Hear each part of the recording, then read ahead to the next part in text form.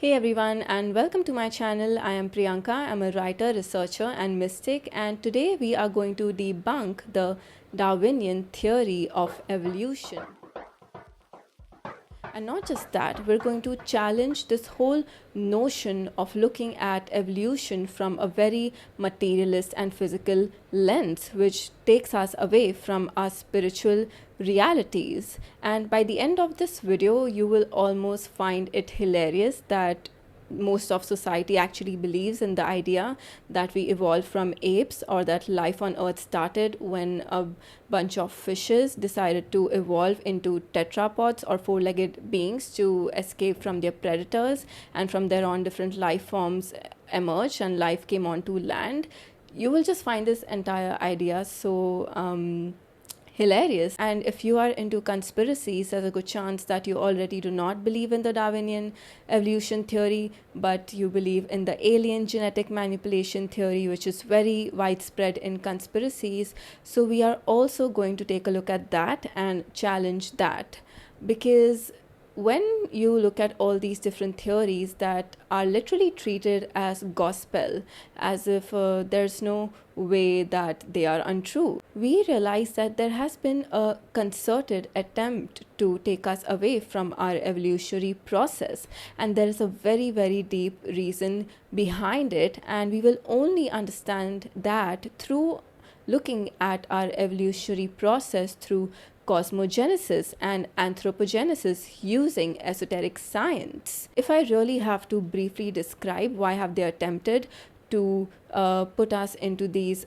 chambers of materialism and scientism and not understand the true evolutionary process of humanity and earth, it is an attempt to limit our consciousness, to not look at our own true nature. And as you will see, this has widespread consequences for a lot of things that are happening in society. Because if we understand our evolutionary process, we can also understand issues like climate change and transhumanism. And at the end of the day, we will come to the conclusion that this is all a part of this spiritual battle. And what better way to win a battle than to confuse the opponent about its own nature? So let's begin by first debunking the Darwinian theory of evolution. So Charles Darwin himself, in the last two chapters of his book, he talks about how there are not enough fossil records to actually paint a very clear picture of evolution. And he says, with the fossils that they do already have, there are massive, massive gaps that really don't support his theory of evolution. So his theory was of natural selection. That means that humans evolve across millions of years through small inherited genetic variations. That means we develop new characteristics and new organs over millions of years every time we have to adapt to a new environment condition and evolve. But at the same time, he also raised the question if this is indeed true, that we have evolved through small variations, where is the evidence in the fossil records that shows that? And this brings me to the work of Lloyd Pye, who has studied human evolution for almost 30 years, and using the same fossil records, he actually paints a completely different theory of evolution. In fact, he says the opposite. Using the fossil records, we actually have a theory of devolution. So Lloyd Pye argues that the primates or pre-human species like the Neanderthals are so different from the modern day human that there's no chance that we have evolved out of them. And he speaks of certain key differences that can be seen between humans and primates. So primates have much stronger bones and better bone density than humans. Their muscles are 5 to 10 times stronger pound for pound. Their skins are well adapted to direct sunlight compared to ours. We have 10 times as much adipose tissue that makes skin healing slow, whereas primates heal quick. We have less body hair, and there's also a reverse pattern with more hair on the front than back. Our throats are completely redesigned for speech. Their locomotive abilities and foot morphology are much better. We have 6,000 genetic disorders, more than any other species. He also points to some other pre-human characteristics that are vastly different from humans, like big round eyes for night vision, no chins, big brow ridges, slope back foreheads, huge nasal passages, and jaws that stick out. And in fact, the most striking difference is that we only have 46 chromosomes and primates have 48 chromosomes. So, how is this evolution if nature actually takes away two whole chromosomes? And looking at all the characteristics, this in fact shows devolution. So, this is clearly not natural selection if we have downgraded from the natural characteristics of the humans. And in fact, these changes also show some major overhauls that are not really possible to achieve with just minor variations through millions of years. So this brings me to the state of the anthropology community or paleontology, which is an absolute mess, but this is not the impression that we get in the mainstream. So Lloyd Pye actually said that anthropology is a game of inches. That means even a few inches here and there can actually have very weighty implications.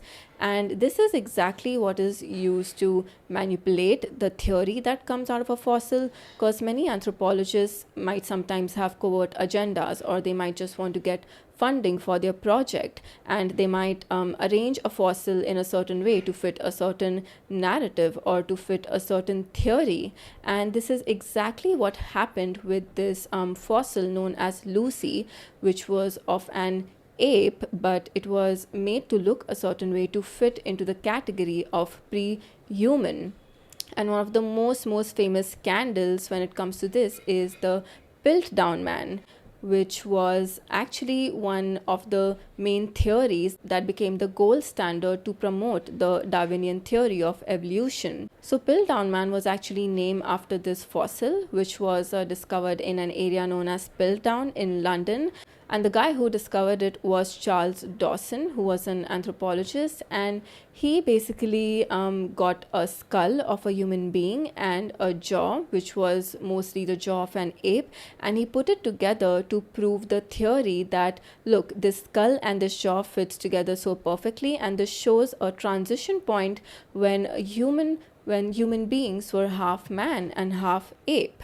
And this theory was widely circulated, featured all over the world in different newspapers, and it was like a turning point in our understanding of our own evolution. And while this theory was being promoted and there were a lot of conferences, some researchers were like, look, I don't think this is really fitting together. Like, there is too much gap between the skull and the jaw. And there were a lot of questions and doubts. But regardless, those doubts were not really that were understood on a large scale. And then what happened was that years after Charles Dawson died and we got some more technology which could examine the fossils better, they found out that the skull of that fossil was in fact boiled and it was painted to make it look like a human skull, and the jaw of the fossil was actually of an orangutan, like just an orangutan, not half man half ape, and the teeth of the jaw were actually chipped to make it look like it could fit within the mouth of a human being. So this entire thing was not just a human error, it was a deliberate manipulation of the fossil to actually give more credence to the theory of Charles Darwin and natural selection. And of course, who or how many people were involved in this manipulation and creating this hoax remains a mystery till today. But this really gets us to think that why is there so much effort to make us believe into this materialist theory of evolution, and what do they not want us to know? So Lloyd Pye did a great job till trying to debunk Charles Darwin's theory, but then from there on he ventures into conspiracies, and he ends his theory with that there's a possibility that we were not just genetically manipulated, that we could also be seeded by certain alien races. And the reason why people in the conspiracy community even get to this angle is because there is a lot of evidence that there was a point where humans were extremely advanced. There is a lot of evidence that there were certain advanced civilizations that existed on this earth. And because people cannot make sense of it, the likely possibilities they think are that we were at some point genetically manipulated by aliens to make us dumber, slower, and less evolved, or that it was aliens who genetically modified apes to eventually give birth to humans and they are our creator gods. And this is a notion that did not at all exist in the past. It only started coming in the 1950s. And I'm not going to comment right now on whether I think the whole genetic manipulation theory is true or not. But before we come up with these modern theories, I would just like to pose the question that can we just look at what the various ancient wisdom traditions or the various mystics and psychics actually say about our evolutionary process? No doubt humans were advanced in the past. We can just take a look at the various Vedic texts, the Sanskrit texts, which talk about, for example, these flying machines known as Vimanas, or you can also look at several archaeological discoveries. For example, in 1991, these Russian gold diggers had discovered these small metal parts that look like they belong to some great technology, and the way they were carved in a certain way, they looked very advanced. And immediately the people who found this, they were like, oh, this could be extraterrestrials.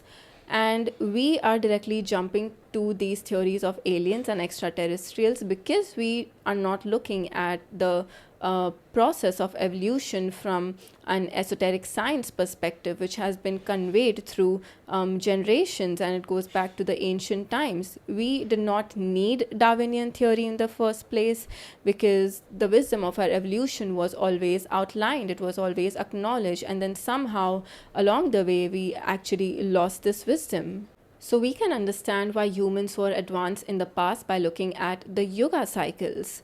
So there is this notion in society that the four yugas, the Satya Yuga, Dwapara Yuga, Treta Yuga, and Kali Yuga, they just represent different proportions of good and evil that exist through different cycles of time.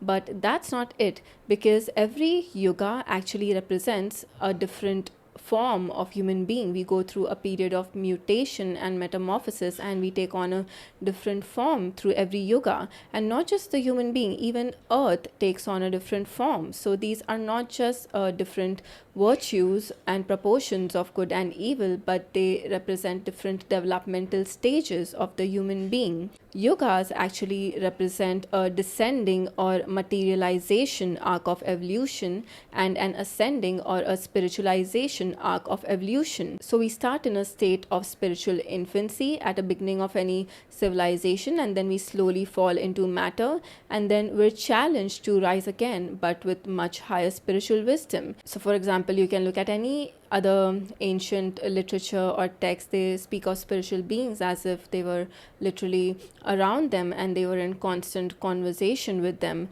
And that's what mythology is, right? Like, they have humanized these higher divine beings because they sort of existed in that state where we could perceive them as these distinct archetypal qualities, and we could give them names and interact with them, and humans at that point could take advice from them.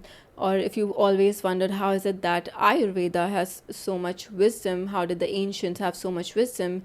Because we existed in that clairvoyant consciousness where we could literally sense a quality of a plant. We did not have to study it under a microscope or anything. We could just sense the qualities of the plants. We were so interconnected. We were one with nature around us. Or you could also look at the fact that our cranial capacities have decreased. That means the amount of volume in our skulls has decreased in the last 12,000 years.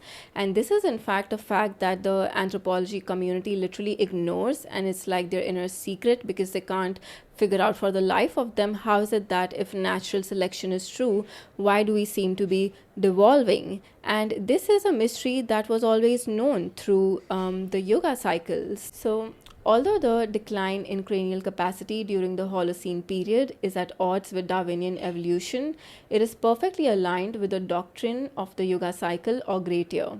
The last 12,000 years comprise the descending arc of the Yuga cycle, when human consciousness, memory, and intelligence are supposed to be in a state of continuous degradation. In the Mahabharata, the sage Markandeya told Yudhishthira, "Know, O Yudhishthira, that the period of life, the energy, intellect, and the physical strength of men decrease in every yuga." These statements, which have been generally regarded as fanciful notions, are amply borne out by the scientific data collected over the past few decades.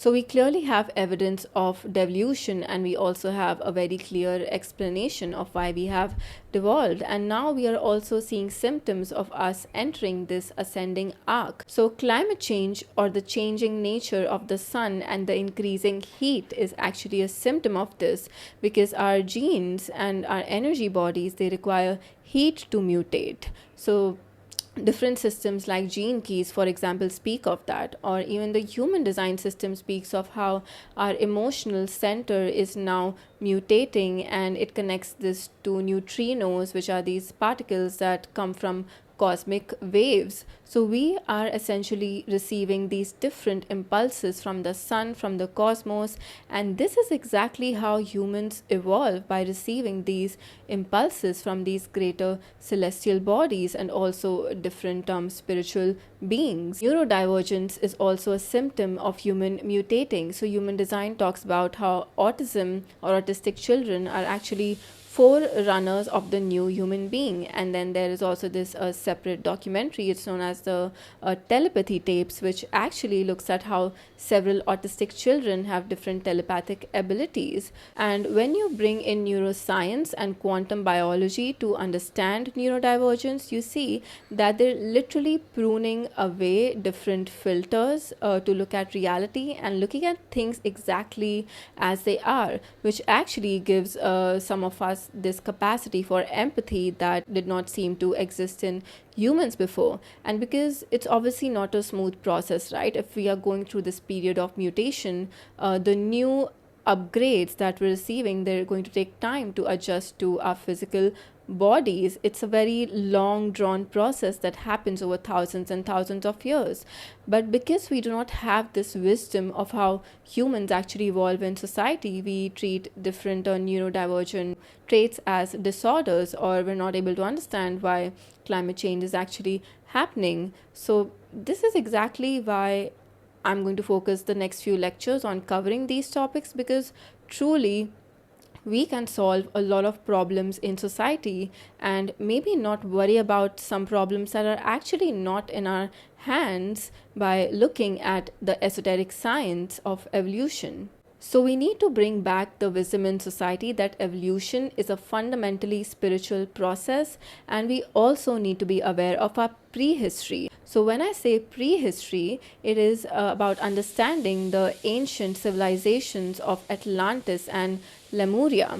And Atlantis especially is very, very important to understand, because we carry that Atlantean karma, and we need to realize that Atlantis was not just some standalone island. It was a developmental epoch of Earth and humanity. Humans evolve with the life wave of Earth. We are deeply connected to it. So I explained the materialization and spiritualization arc of evolution, right?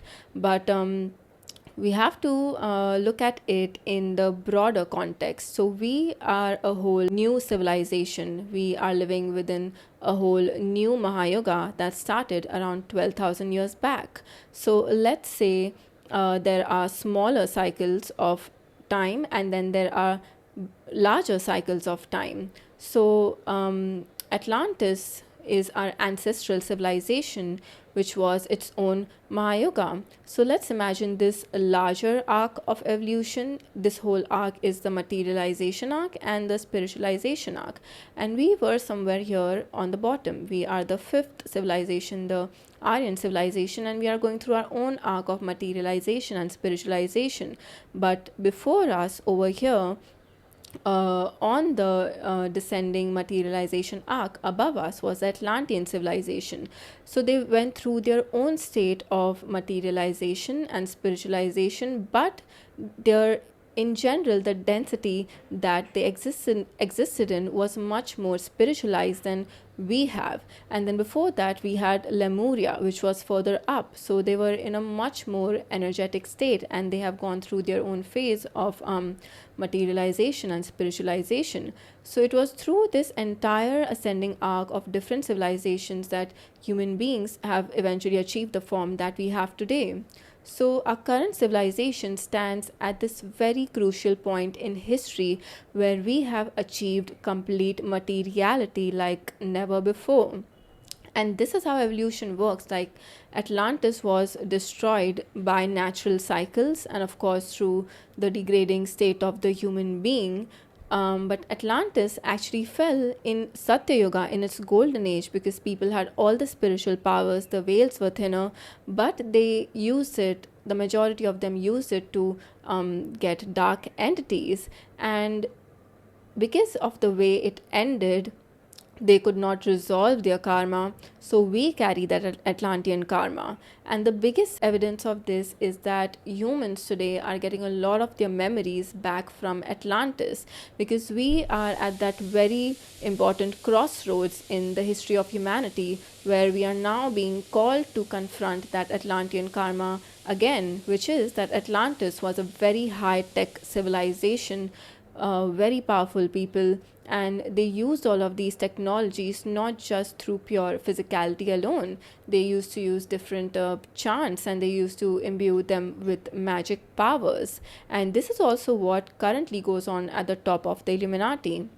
They are not just occultists, they are techno-occultists. That means they use technology along with black magic. So Atlanteans had this high technology. They were also known to be spacefaring civilization, which is exactly what they're also trying to do to us today. Like, let's go to Mars, or let's go to the moon, let's become this spacefaring species. And because we have no understanding of our evolution, that we are not meant to detach ourselves from Earth, because our evolution is closely tied to Earth, we see no problem in these ideas being promoted that, hey, Earth is eventually going to get destroyed, so let's just go to space and find some another planet to live in. That's not how things work. And different cultures have spoken of how Atlantis was destroyed, and this is an unavoidable process. So I'm just going to read that out. All history points to the catastrophes that visited Earth between 11,000 and 4,000 BC. Countless tales and ancient myths point to a series of upheavals, and so does geological evidence. Old Chinese texts touch upon a time when the sun, moon, and stars poured down in the northwest, the sky crumbled, and the planet was engulfed in a great flood with vast water bodies rushing towards the southeast. The Pawnee Indians in America tell the tale of when the North and South Pole stars shifted places. North American traditions mention a powerful heat that boiled the waters and great clouds in the sky. The Greenland Eskimos told early missionaries about how the earth turned over ages ago. Peruvian legends describe how the Andes Mountains were split apart when the sky made war with the earth. Brazilian myths speak of the heavens bursting into fragments to wipe out everything and everyone. The Hopi Indians record a cataclysm where the earth was rent in great chasms and water covered everything except one narrow ridge of mud. The Bible also speaks of a worldwide flood gulping down the highest mountains and a huge boat constructed to keep animal species safe. So we have all these great myths, right, that describe the destruction of the Atlantean civilization. But what happens is, in the conspiracy community, they will use these exact myths to say that this destruction was caused by aliens. They are the ones who destroyed us, and they're eventually going to come back to us. And they have this entire alien god ideology that they are our creators and destroyers, which completely takes the power away from us.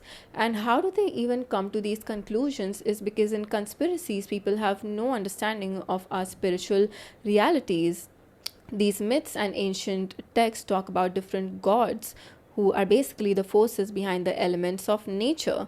So for example, Indra, who is known as the king of Devas in Hindu mythology, is also very similar to Zeus in Greek mythology, and both of them are responsible for wielding atmospheric forces. The elements of nature are controlled by spiritual beings and gods and goddesses, and because that was a time when we could directly perceive them, this is how the different myths convey how the planet was eventually destroyed in a cataclysm, through these gods wielding their power to bring in these forces. So the conspiracy theorists, they basically look at these texts and they're like, these gods are not gods, they are alien gods. So there is a complete distortion of our creation myths and how humans evolve, and that's why I would suggest, if you are someone who is just entering into conspiracies, please first understand the spiritual science of our reality and understand our creation myths, which is exactly what I'm going to do in the next few lectures. I'm going to look at the Godhead, the Holy Trinity, and what is the dynamic between these three aspects, and how creation, our Shrishti, which is the physical reality, which includes even the physical planets and stars, how physicality in general came through the Godhead. And I will look at further the Saptarishis, or the 7 rays of creation, which are the 7 stars of the Great Bear constellation. And then I will look at the sun and the esoteric nature of the sun. We will also look at the different incarnations of Earth and the development of our solar system.